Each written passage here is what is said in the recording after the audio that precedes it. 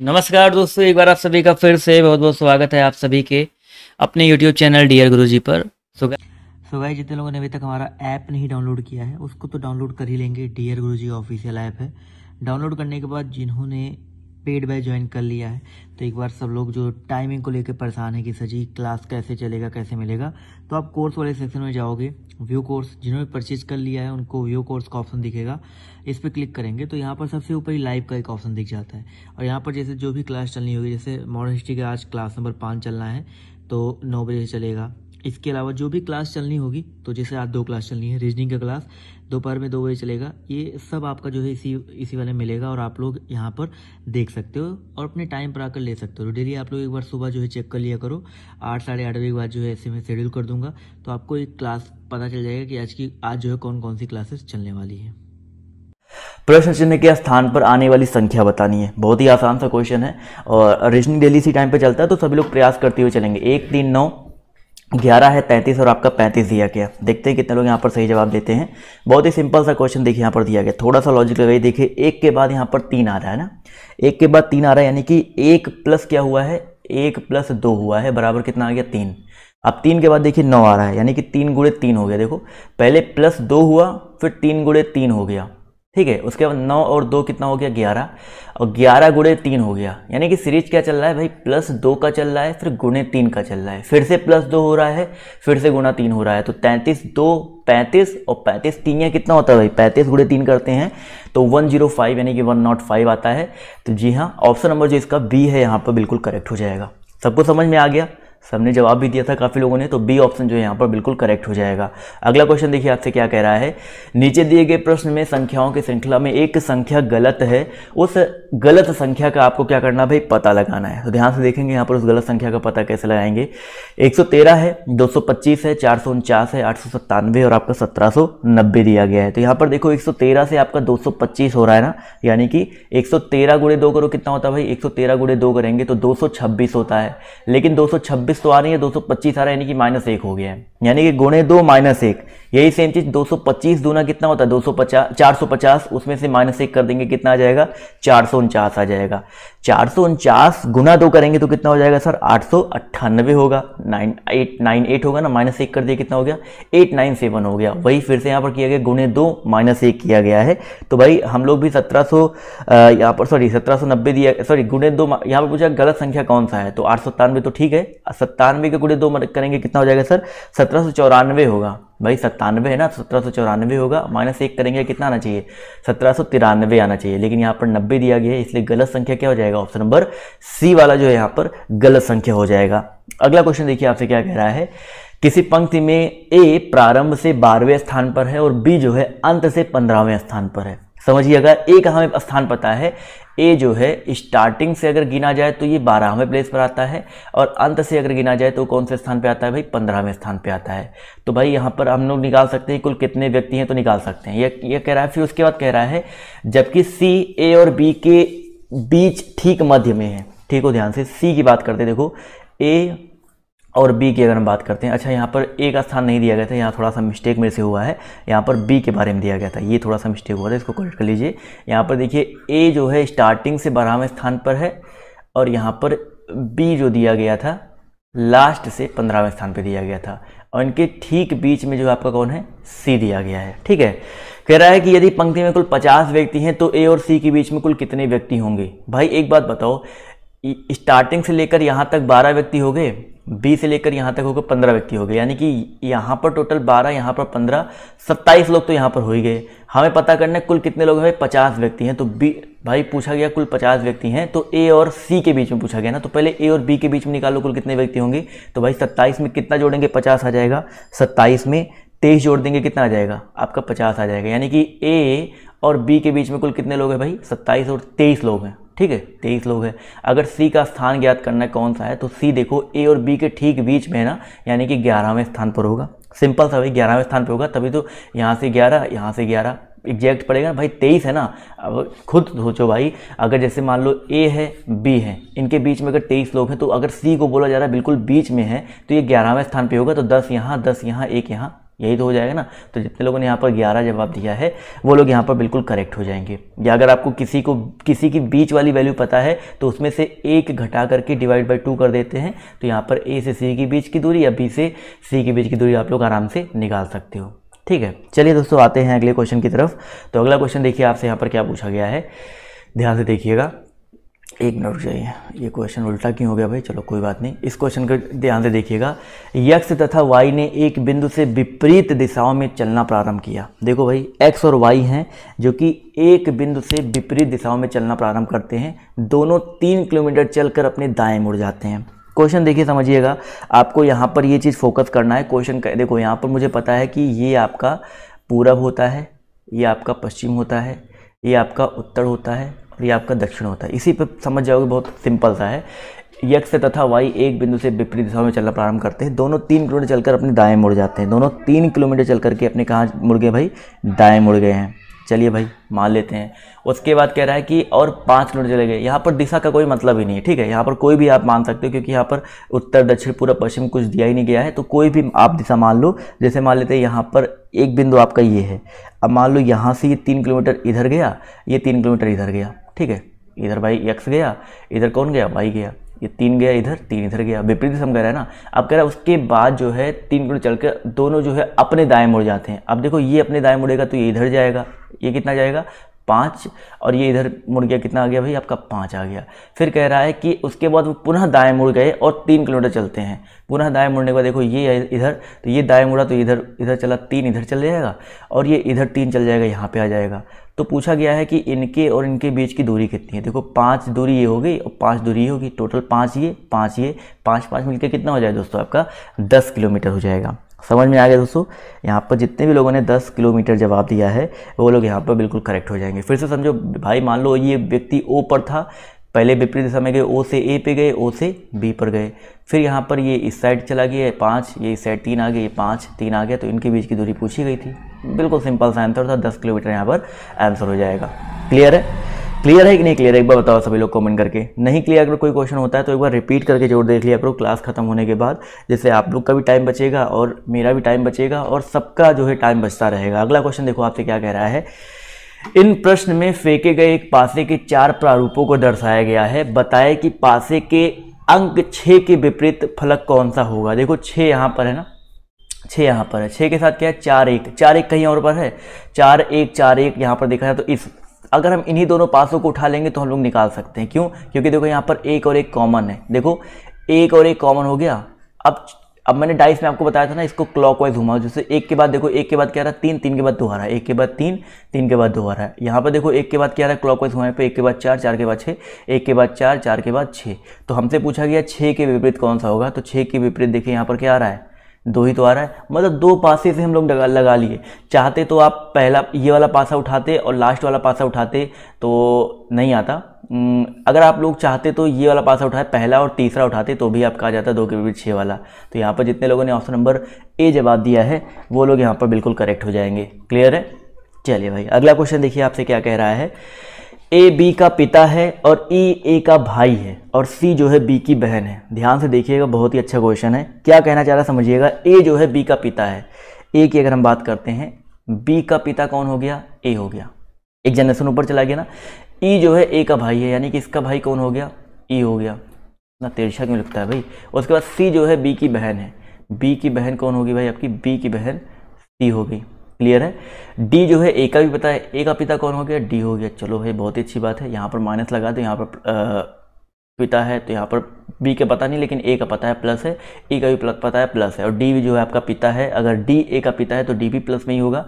और सी का ई से क्या संबंध है बताओ, सी और ई में क्या संबंध होगा। अब बताइए सर, बी और सी जो है आपके भाई बहन है, मतलब ये बहन है बेसिकली बी की, और ये इसके पिता ए हैं और इसकी बहन को, इसके भाई कौन है भाई, सी ई है। यानी कि ई जो है सिंपल सा क्या हो जाएगा, इसका भतीजी तो हो जाएगी। भाई खुद ही बताओ, ए की ये बेटी, ए की कौन है बेटी है सी, और ए का भाई है सी, तो ई और सी में क्या संबंध हो जाएगा, सी जो है ई की भतीजी तो होगी। तो जितने लोग यहाँ पर भतीजी जवाब दे रहे हैं वो लोग यहाँ पर बिल्कुल करेक्ट हो जाएंगे। क्लियर है? बहुत ही अच्छी बात है। चाचा क्यों नहीं होगा, क्योंकि यहाँ पर ई का संबंध नहीं पूछा गया, सी का संबंध पूछा गया है।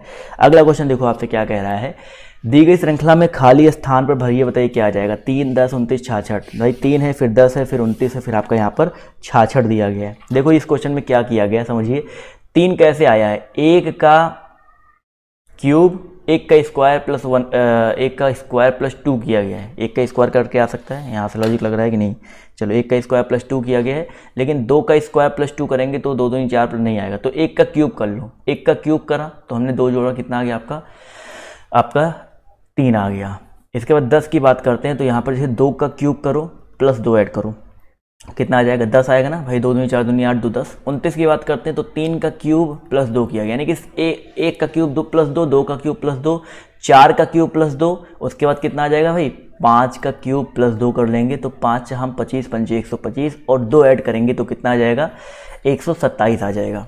क्लियर है सभी को, बताइए सर सबको समझ में आ गया क्वेश्चन कि नहीं समझ में आ गया। आई होप ये क्वेश्चन भी आप सभी को समझ में आ गया होगा। अगला क्वेश्चन देखिए आपसे क्या कह रहा है, दिए गए 5 युग्मों में से 4 किसी एक प्रकार से संबंधित हैं, असंगत युग्म को पहचानना है। देखिए भाई 5 युग्म दिया गया, 2:7, 1:0, 3:26। तो देखो यहाँ पर लॉजिक क्या लग रहा है, देखो इस 2 और 7 की बात करते हैं तो 2 का मतलब क्या है, 2 का क्यूब -1 कर दिया। देखो पहले 2 था, 2 का क्यूब -1 किया, कितना आ गया 7 आ गया। ठीक है, जैसे 3 था, 3 का क्यूब -1 करेंगे, देखिए 3 3 होते 27, 1 घटाए 26 आ गया। यहाँ पर देखा जाए तो 1 का क्यूब -1 किया तो कितना आ गया 0 आ गया, 0 यहाँ पर है। यहाँ पर देखो 5 का क्यूब -1 करेंगे, 25 में से 1 घटाओ, कितना आ जाएगा 124 आ जाएगा। लेकिन 4 का क्यूब -1 करने पर 63 आता है, जबकि यहाँ पर कितना दिया गया है 65 दिया गया, 65 दिया गया है। इस वजह से ऑप्शन नंबर जो इसका बी वाला है ये आपका डिफरेंट आपका अलग हो जाएगा। क्लियर है, चलिए भाई बहुत ही अच्छी बात है। अगला क्वेश्चन देखिए आपसे क्या कह रहा है कि यहाँ पर ये जो क्वेश्चन मार्क दिया गया इसके स्थान पर आने वाली संख्या को चुनना है जिससे वर्ग को तार्किक रूप से पूरा किया जा सके। ध्यान से देखिए, इसको हम लोग चुनते हैं, क्या करना है कैसे करना है। तो यहाँ पर देखिए 6 10 18 13 19 5 78 190 क्वेश्चन मार्क। तो यहाँ पर 6 के बाद 10 आ रहा है, यानी कि देखो इस वाले ऐसी सीरीज देखते हैं, ये यहाँ पर थोड़ा सा 36 देखते हैं। तो 13 छक्का कितना हो गया 78, 10 गुणे 19 कर देंगे कितना आ गया 190, यानी कि इन्हीं का गुणा किया जा रहा है, इन्हीं का गुणा किया जा रहा है। तो 18 पंचे कितना हो जाएगा दोस्तों आपका 90 हो जाएगा। ठीक है, तो जितने लोग यहाँ पर 90 यानी कि ऑप्शन नंबर डी जवाब दे रहे हैं वो लोग यहाँ पर बिल्कुल करेक्ट हो जाएंगे।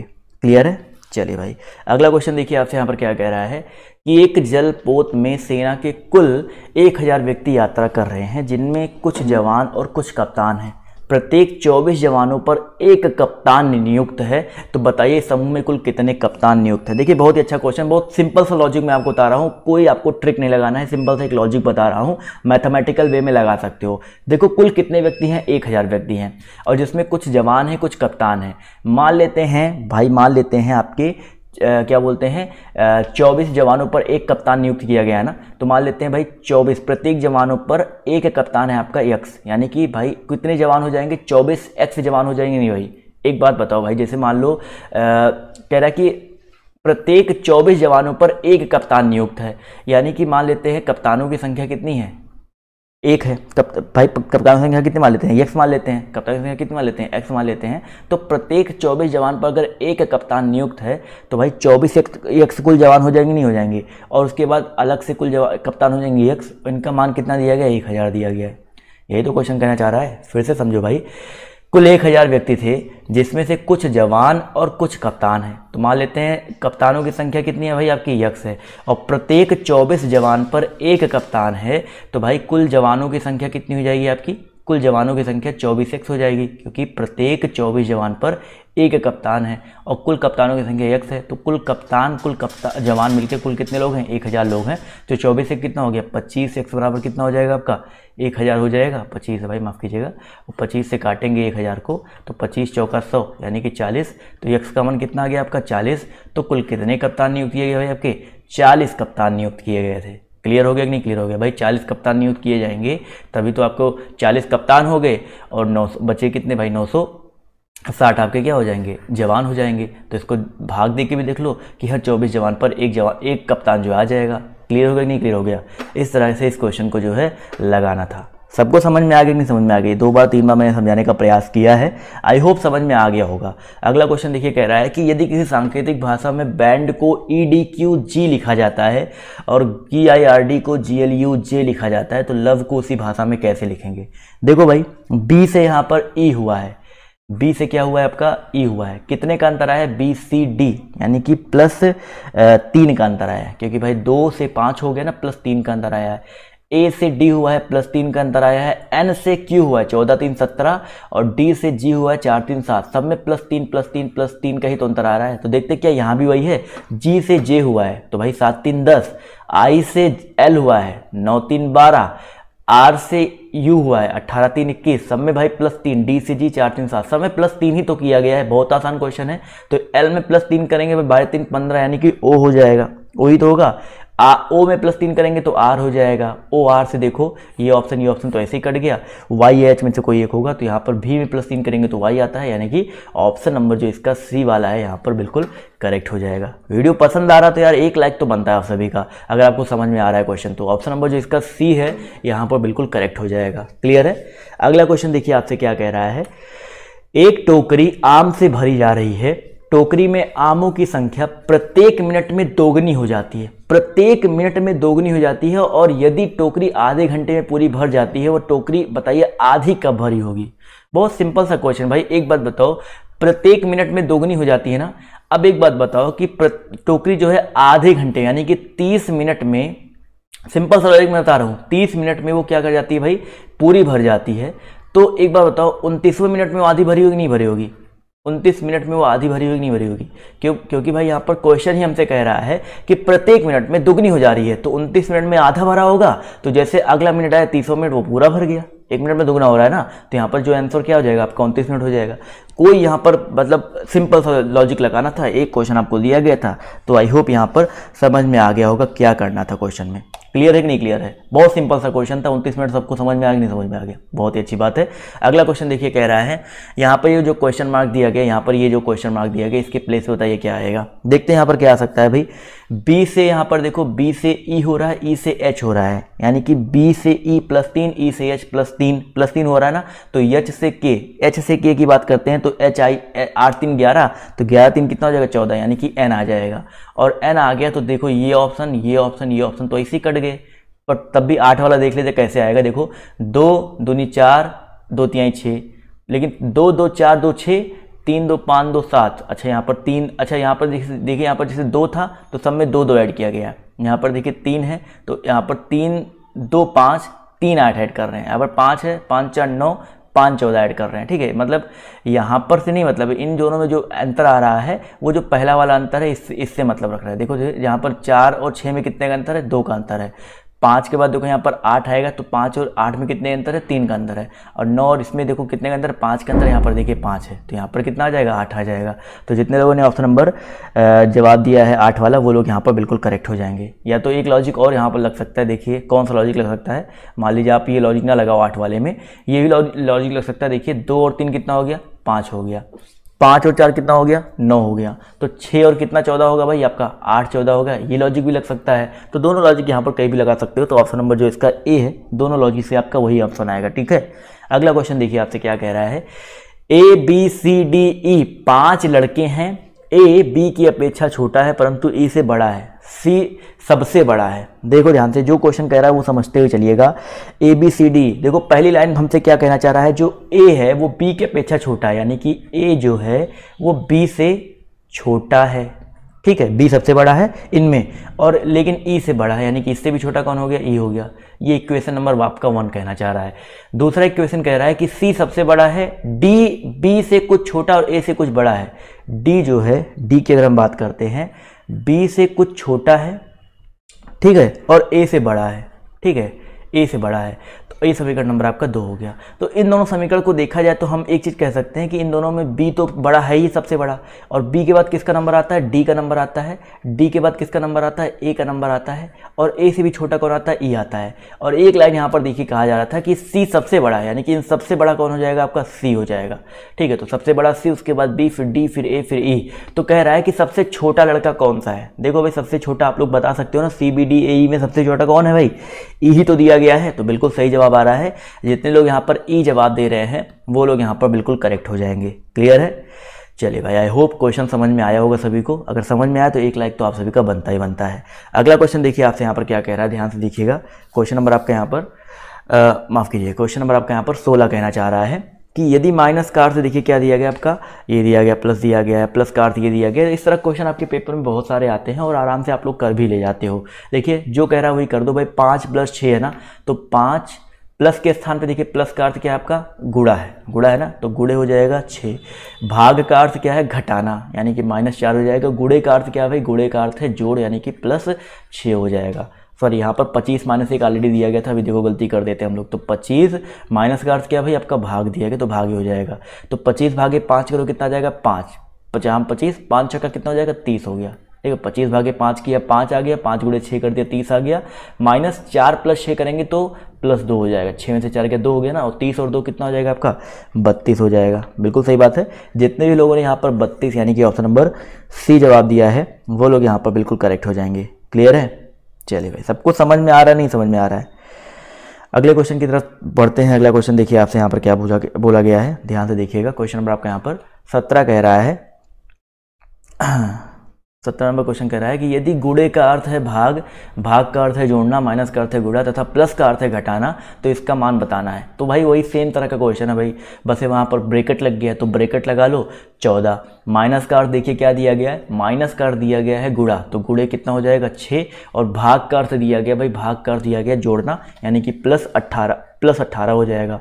फिर गुणे का अर्थ क्या दिया गया, भाग दिया गया, भागे क्या हो जाएगा आपका 17 हो जाएगा।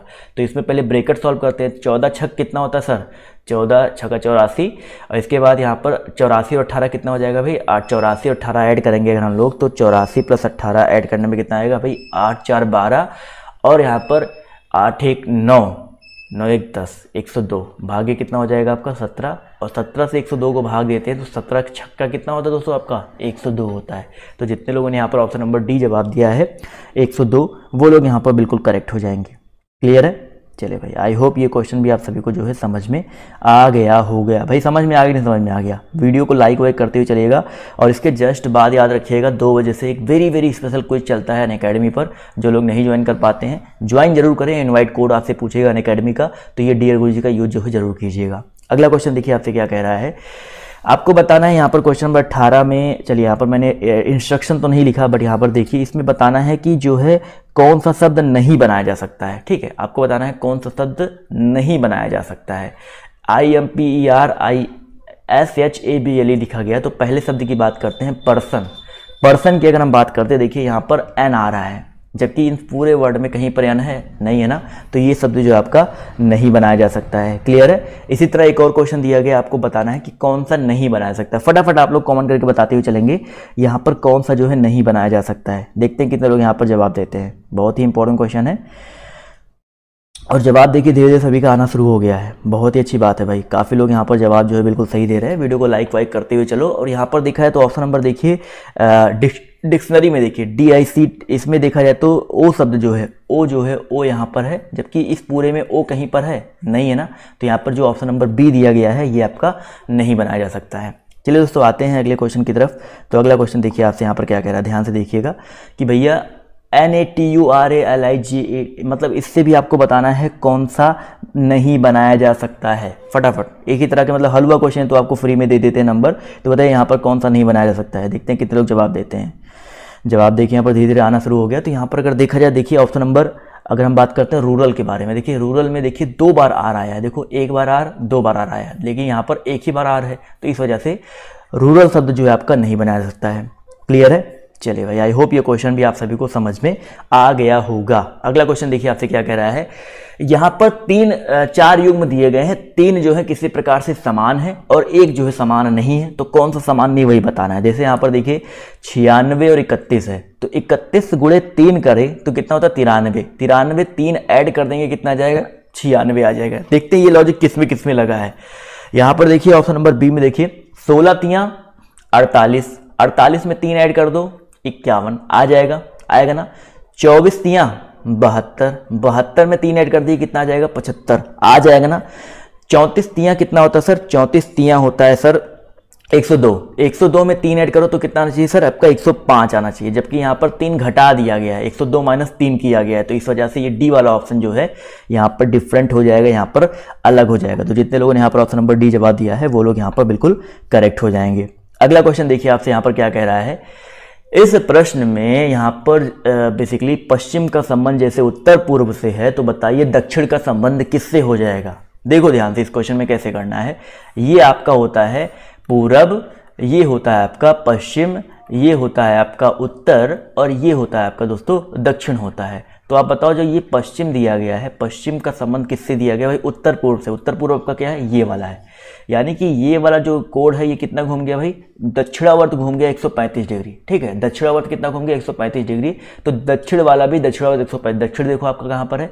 दक्षिण यहाँ पर है ना, इसको भी दक्षिणावर्त 135 घुमाएंगे। देखो ये यहाँ पर है, 90 घुमाइए, 145 घुमाइए, यानी कि ये कौन सी दिशा आ जाएगी? ये बताइए कौन सी दिशा है? उत्तर और पश्चिम के बीच की दिशा है ना, तो दक्षिण किसके बराबर हो जाएगा? बहुत ही अच्छी बात है, अब तो मैंने बता भी दिया और जवाब भी बिल्कुल सही आ रहा है। ऑप्शन नंबर बी उत्तर पश्चिम। ठीक है, तो जितने लोगों ने ऑप्शन नंबर बी जवाब दिया है वो लोग यहाँ पर बिल्कुल करेक्ट हो जाएंगे। अगला क्वेश्चन देखो आपसे क्या कह रहा है।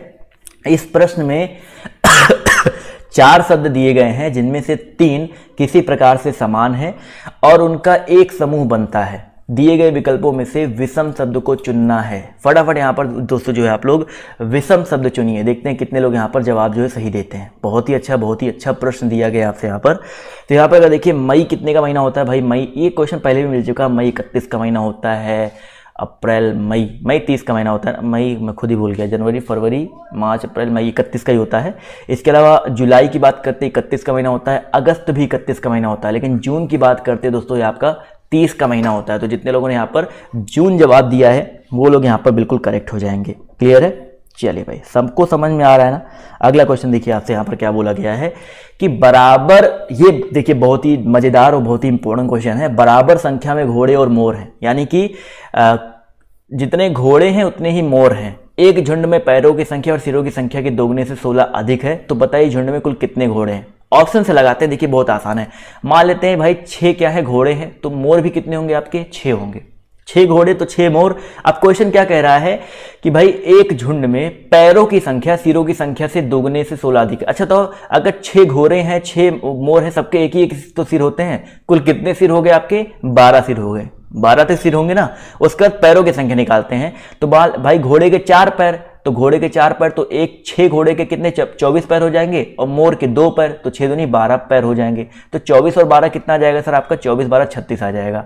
तो क्या देखते हैं जो आपका यहाँ पर कह रहा है 2 गुने से 16 अधिक हो रहा है, तो भाई कह रहा है कि एक झुंड में पैरों की संख्या, यानी कि पैरों की संख्या जो 12 है, पैरों की संख्या जो 36 है, सिर की संख्या के दोगुने से, यानी कि सिर संख्या कितना है? 12 दूनी 24, 12 दूनी 24 हो गया। 24 से के 16 अधिक है? नहीं भाई, 24 से ये 12 अधिक है, तो पहला ऑप्शन तो आपका नहीं होगा। ठीक है, पहला ऑप्शन तो यहाँ पर भाई कट्टिम कुट्टा लग गया।